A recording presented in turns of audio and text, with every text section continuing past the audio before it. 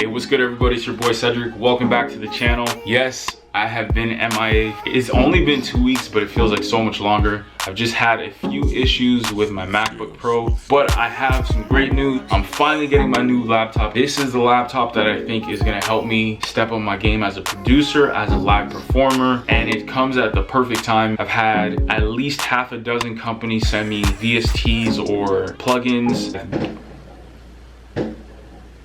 I don't know if someone's shooting off fireworks or someone's getting shot. And that's another thing. I won't be here for that much longer.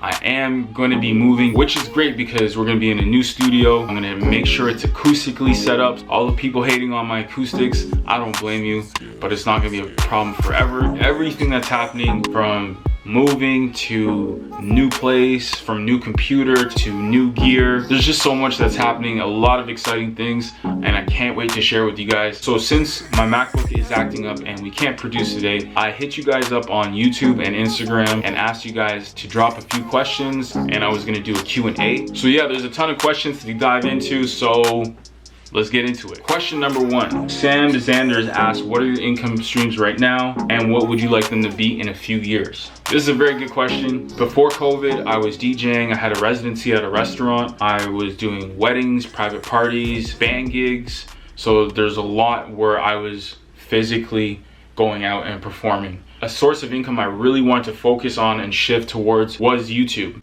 And YouTube is a solid source of income. I feel like it's kind of replaced the income I made as a DJ and live performer. I was hoping I'd be able to do both this year. I also have affiliate links where if someone clicks on my link because they like a VST or plugin that I'm talking about, I make a small percentage off that. Oh, and I also sell custom beats as well. I'm finally working on my first sample pack. Really excited to share that with you guys.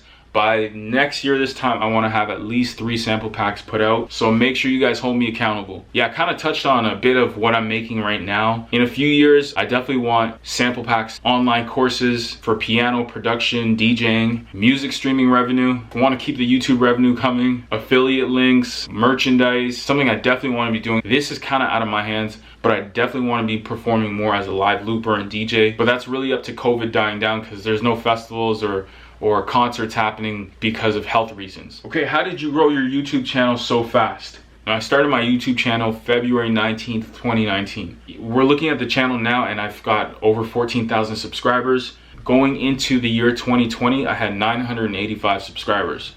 And I didn't hit 1,000 subscribers till January 4th.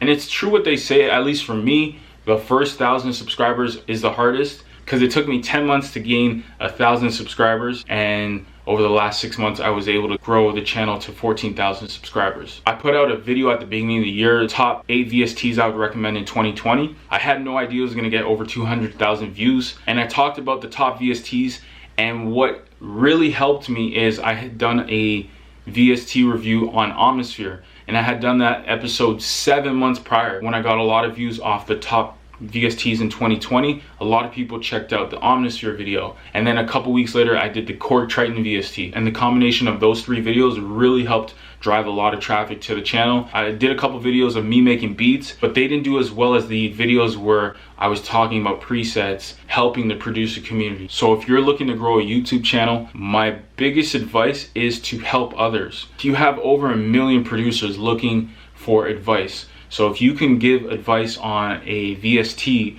or give advice on how to do drum patterns or melodies, you'll find that you'll be able to grow your channel. But again, you want to gain the right followers. You don't want to do sub for sub. I've said this so many times, and I'll tell you guys why. When I was starting my YouTube channel this time last year, I had 350 subscribers. I want to thank the 400 people that have subscribed to this channel, and I had some friends that started a YouTube channel as well. But they were doing sub for sub. I had less than 350 subscribers. They had 800 subscribers. I would look at people that were doing sub for sub and I would look at their views, and their views didn't match up to their sub count. That's one thing I can't stand. That's why, like, when you look at my Instagram, I don't have a huge following. I'm not looking to buy subscribers. I'd rather grow organically. I don't mind advertising, but I'm not gonna fake it. There's no faking until you make it. There's just grow till you make it. So the last thing you want to do, if there's anything you take away from this video, anyone looking to grow a YouTube channel, do not do sub for sub, because I'll tell you why. First of all, the 1,000 people you gained, they're not watching your videos, or they're clicking on it, they're writing a comment and clicking off. So what that does is it tells YouTube people are clicking on the video, and in 10 seconds they're clicking off. YouTube sees that as you had 1,000 people click on for 10 seconds and they all left. Well, we can't promote this video to anyone else. But if you gain subscribers in the right way, that people that genuinely like your content, it'll take a little more time. But what's gonna eventually happen is those people, say you have 1,000 subscribers that really enjoy your content, those people are gonna watch that, and YouTube's gonna say, hey, look at all these people watching the whole video, or look at all these people watching 70% of the video. Let's recommend it to some other producers. But we're not gonna recommend this guy because after 30 seconds, everyone stops watching. And what's gonna happen with these subscribers over here, they're also gonna stop following you. They're gonna unsubscribe. These people are gonna stay with you, they're gonna enjoy the journey. And that's what I've had, and I'm so grateful, really appreciative. Don't do sub for sub, don't buy subscribers. Overall, in the long run, it's not gonna be, you won't be successful. If you do it the right way, once you gain 1,000 subscribers, you're gonna see the snowball effect happening. Who would you like to collaborate with? I would love to collaborate with up and coming artists, producers, musicians, singers, songwriters. Songwriters are so underrated, and this is something I'm doing and something you'll be seeing on the channel. Zaytoven said it before, so many producers have said it before, and I think young producers hear it and don't really pick up on it. As producers, we gotta listen. We always want advice, and they're telling us how to become successful.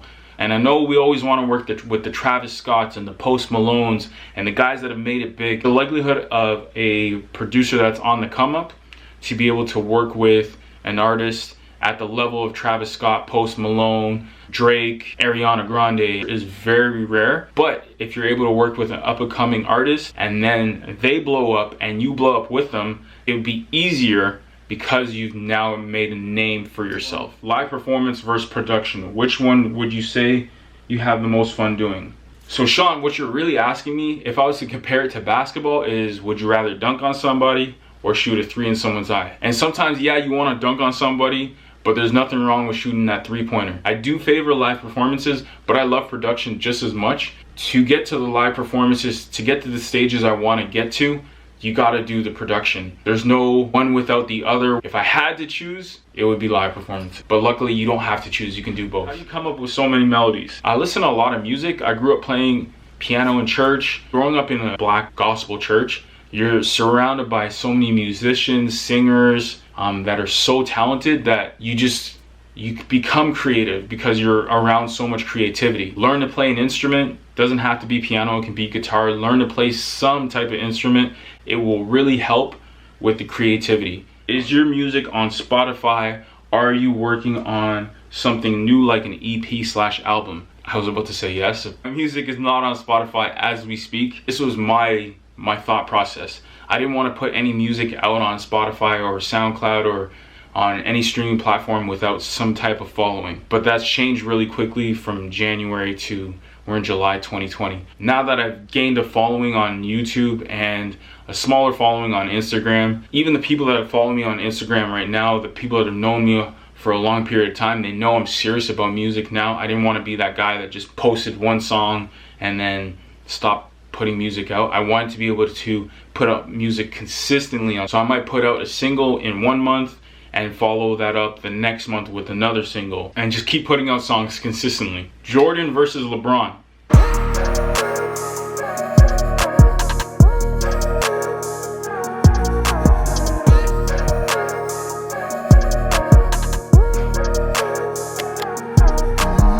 Jordan all day. Where do I see myself in a year from now and 5 years from now? That is a tough question.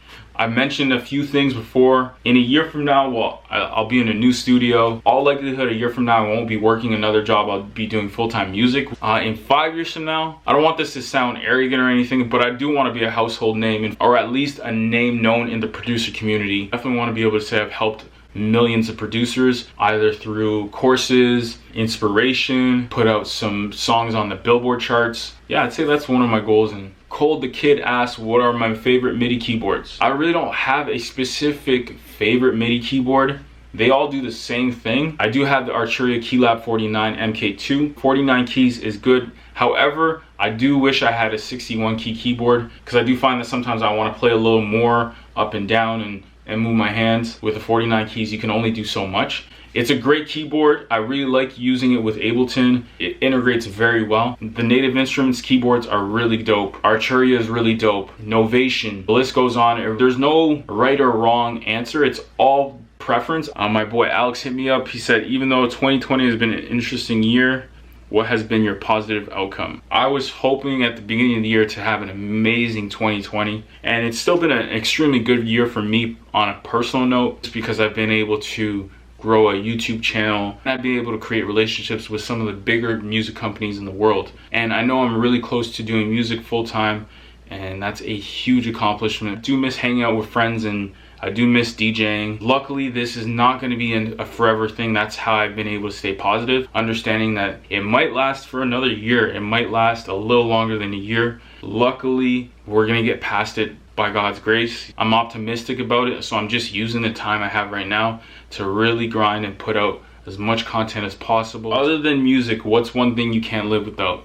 Well, there's no one specific thing. I'd say I'm nothing without God. I'm not the producer I am without my relationship with God, because I literally learned to play music by going to church. So I agree, like, that relationship with God is so important. That's like the biggest understatement. So God and family are the two most important things I can't live without.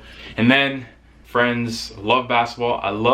I really love to barbecue. That's something, I don't know, maybe I'll share sometime on the channel, but I love to barbecue. Especially since COVID, I've been barbecuing every single week. I love my TV shows. Growing up was Fresh Prince. The series I watch every 2 or 3 years is 24. Prison Break, Suits.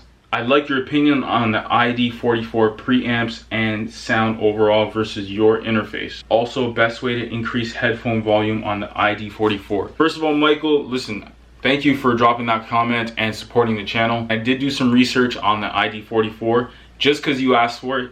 But as much as I want to give you some advice, the truth is I don't know enough about the ID44. So instead of trying to talk about it like I know it and misguide you or mislead you, I highly recommend you do your research. With that said, there is no perfect preamp, there is no perfect MIDI controller, there is no perfect DAW. It all comes down to preference. If you find the ID44 is something that you're looking for, from what I hear, there are a lot of great things about the ID44. Do your research, and I'm sure you'll pick the interface that's perfect for you. This video probably went a little longer than expected, but I'm giving away a copy of Scalar 2 to a lucky individual. Now, to enter this contest, all you gotta do is 3 things. Number 1, be subscribed to the channel. Number 2, follow me on Instagram. And number 3, well, number 3 has 2 parts. Like my latest post on Instagram and tag 2 producers. I almost have 15,000 subscribers, so you have until I hit 15,000 subscribers,